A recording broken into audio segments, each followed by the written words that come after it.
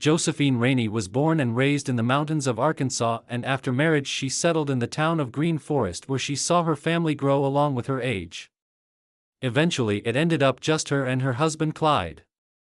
They retired in a house not terribly far from where they raised their family. This house was smaller and cost much less to heat, which was good since there were only the two of them now. Clyde was a bit eccentric, but all in all a nice man with good values. Having been born and raised in Arkansas, probably his worst trait was that he followed the rules from the old ways they had in the mountains. I remember this being a proving point one evening as we were going out to dinner. Usually we would go in my father's car because it was bigger and we could pile everyone in it. This night, however, an extra couple were joining us. So we took two cars, one of which was Clyde's. I rode with Clyde because he was a lot more fun than being in the car with my mom and dad. We had been on a road which is on one of the mountains. Suddenly a police car is coming at us, so Clyde gets over to the left side of the road, which is the side that hugs the mountain. I recognized right away there was going to be a problem and mentioned it to Clyde, who explained to me there was no problem. So when we got close to the cop, he turned on his lights and siren and motioned at us as he came to a stop on the same side of the road as our car. When the officer got out, he looked at Clyde's license and returned it. Next he asked why we were on the wrong side of the road. Clyde explained we were not on the wrong side, because we were there first. Made me smile too, and I was just a kid. You had to love that reply, "I don't care who you are." So the cop says the same thing I thought then, you're thinking now. What the hell? Clyde went on to explain he was following the rules of the mountain.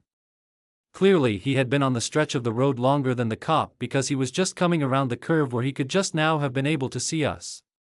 Whereas we could clearly be seen from either direction much longer than could have his car, therefore we had the right of choice as to which side of the road we wanted. Since we were on the left side, clearly we wanted the left side. Judge, the good people of Arkansas, and you good folks just watchin', I rest my case for simple reason there is no reason to pursue the matter further. Don't anybody worry, no real harm done. Just have the officer apologize to me and allow me and my extended party, whom you can see are right behind me, to go on our way. Don't you worry, son. Everybody makes mistakes. That conversation went on for about another 90 minutes. And then things started to get heated.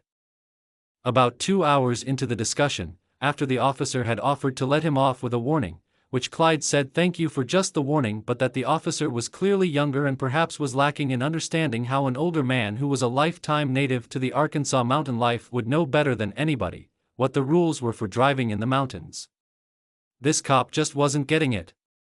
Clyde mentioned out of the side of his mouth he was starting to lose patience with this kid. So after making out the ticket and making sure that Clyde signed it, we had to wait for that idiot kid cop to move his damn car so we could be on our way. Which is exactly how that played out. Now I told you that story so I could tell you this story. To just say these were Arkansas mountain folk who were in their 70s back in 1972, would not have conveyed what sort of folk you were actually dealing with unless you were familiar with the type. These were down-to-the-earth, unflappable Arkansas mountain folk. They claimed to have seen ghosts, spirits, all that mountain-born myth stuff, and were not bothered nor scared of any of it. You want to live in the mountains, then you best buck up. There's no telling what is gonna come around that bend next, but it will be met with the same stubbornness that has kept these folks since they arrived. Well, my family, father, mother, younger brother and myself rolled into Green Forest ready for another great visit with Aunt Jo and Uncle Clyde, as they were affectionately called, even though we were not blood kin. They were, however, best friends with my real aunt and uncle, who, by the way, were that extra couple who caused us to take two cars that night of the first story. By the way, if you have any doubt to the rules for mountain driving, you will probably have to ask an old-timer. I have doubts they are listed on the internet. Then again, I never looked. We spent a few days with them and it was great as always. Then, as I am coming out of our bedroom to get a drink of water on the last night of our visit, I overhear the adults speaking about how Josephine wanted to make them wear some damn clothes because they were completely shameless. She was glad they only came out at night because it was damn embarrassing when they'd come around with their privates all flopping around out there to be seen by whoever couldn't get their eyes averted in time, or if you was a kid you could get sex educated all at once. Some of them are more than 10 foot tall, you know. Which to that statement I was very interested in getting sex educated all at once, and I had no clue what being 10 feet tall had to do with anything. They stopped talking about that time and took notice of me. I was quickly given the 10-cent version of a shrink's quick fix for when a kid overhears something he wasn't supposed to hear. You know, it is usually a 3-question quiz. Hey there, how much did you hear? How much did you understand? Do you want to stop at the toy store tomorrow? Then forget what you heard, get your drink and go to sleep. To which I go back to bed with a whole new puzzle to solve. And what can possibly be juicier than a puzzle which you picked up by overhearing a discussion which was important enough to get a quiz on how much you heard and how much you retained? You know that's going to be some good stuff. It involved apes. I had picked up enough to been able to figure that much out. I remembered hearing my folks talking with some friends one night a few weeks back. They kept saying something about taking their hands off because they were damn dirty apes. Or something like that. I wondered if these apes were the same ones. I went to sleep that night dreaming of apes, but they were not a threat or angry or anything of the like. We danced in meadows and they picked me up and raised me way up into the air. Then to throw sugar on top of the ice cream and cake they would throw me up into the air, a long ways, and catch me when I came down. It was such fun. I woke up thirsty again, so I quietly went into the living and then kitchen area. Everyone had gone to sleep and morning was likely not far off. I pulled a chair over to the kitchen sink and climbed up onto the counter where the same glass I had drank from earlier in the night was right there within reach. Well, not quite within reach. If I were a grown-up it would have been easy to reach. For me, I had to lean onto the middle ridge of the sink and reach across and get the glass. As I did, I happened to look out their kitchen window.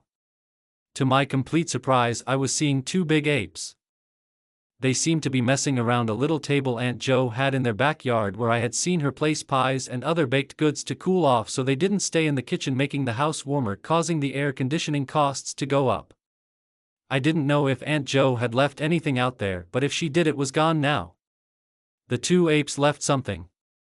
It looked like a few small pebbles. What an odd thing to leave on the table. I went back to bed intending to tell my Aunt Jo about it in the morning. When I woke up I realized there was no reason to tell about the visitors from the night because it was all anybody could talk about. Aunt Jo was busy fixing pies while she already had breakfast cooked up and ready for eating, which I was quick to do because that lady could cook. Anyways, as I wolfed down my 3rd and then 4th fried egg, I found out what was so special about those pebbles which the apes left. I also found out that apparently I was the only one who had ever seen them visit the table. Turns out the table wasn't for cooling baking goods. Well, it was, but it had also become a place for trading between parties that over an extended amount of years had come to trust each other, though they never talked between each other.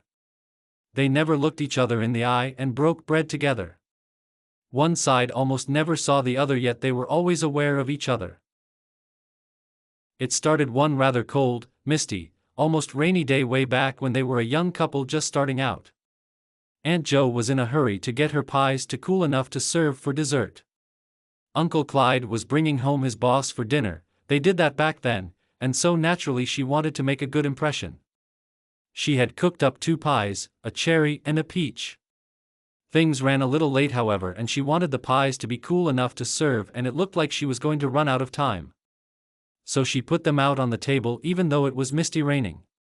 While they were eating the dinner she had made, there was a ruckus which was coming from the backyard. Clyde's boss got more than he ever dreamed of getting for dessert that night, because when they all got up from the table to go see what had made all the noise, everyone was shocked when Clyde turned on the lights to the backyard. There stood 2 extremely tall hairy creatures which had the appearance of an ape, complete with that conical-shaped head. The only thing separating these apes from the ones you see on television was that these were much, much larger, and they were standing on 2 legs like a human being would stand on 2 legs. Not that squatted at the knees and then again slightly at the hips look which is classic to the point of being a cliché for the known big apes. These creatures looked completely comfortable standing there on two legs. They were fighting over the pies. One had both pies and the other clearly wanted one, which obviously the first one did not feel obligated to share. When Clyde turned on the lights so everyone could see better what had happened out on the back patio, the creatures, of course, stopped their fighting with each other and they looked around obviously surprised and uncomfortable with the sudden illumination. They were the original fox caught in the hen house cliché, because they were caught so red-handed. Seeing them caused all three of the human beings in the house to audibly gasp, which then gained the attention of the two apes. They went from looking around to see who or what had turned on the lights to looking into the back door window. Aunt Jo turned her head that weird way she does, where she can almost lay her ear on her shoulder. When she did that, the ape closest to them surprised everyone by attempting to do the same. Of course, the big hairy beast didn't have any kind of neck to speak of, so he ended up basically bending at the hips and leaning in the same direction that way. Then Aunt Jo's raised her head back into a normal position and pointed at the Bigfoot and started yelling how those were her pies. If they wanted them, then let them pay for them, or they could go straight to hell.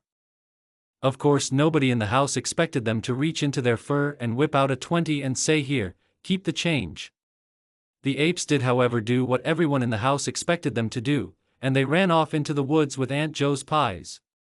While they didn't get to have dessert that night, it was still quite an evening for Clyde's boss, who went on to favor him throughout their time together at the office.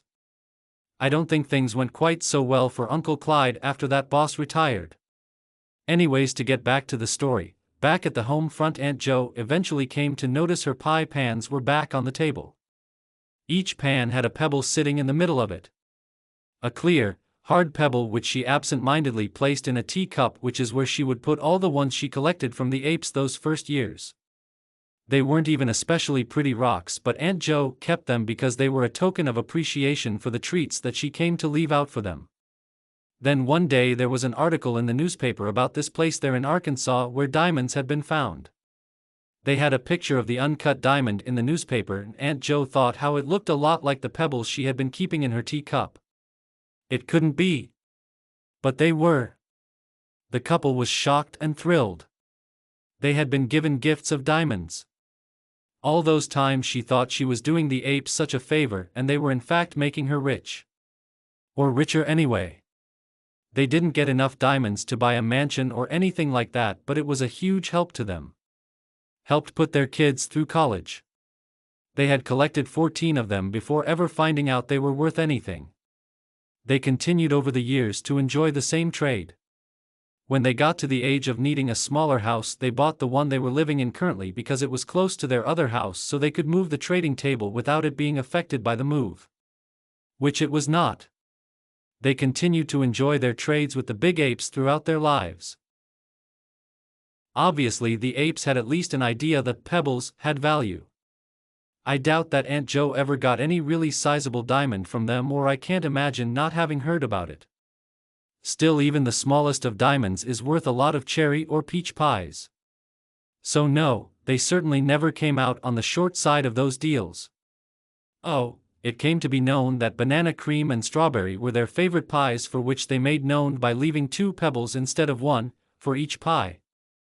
I have to say, I think they have good taste. Thank you for visiting. Please subscribe and like, since it really helps us upstarts. It is appreciated. Godspeed to all.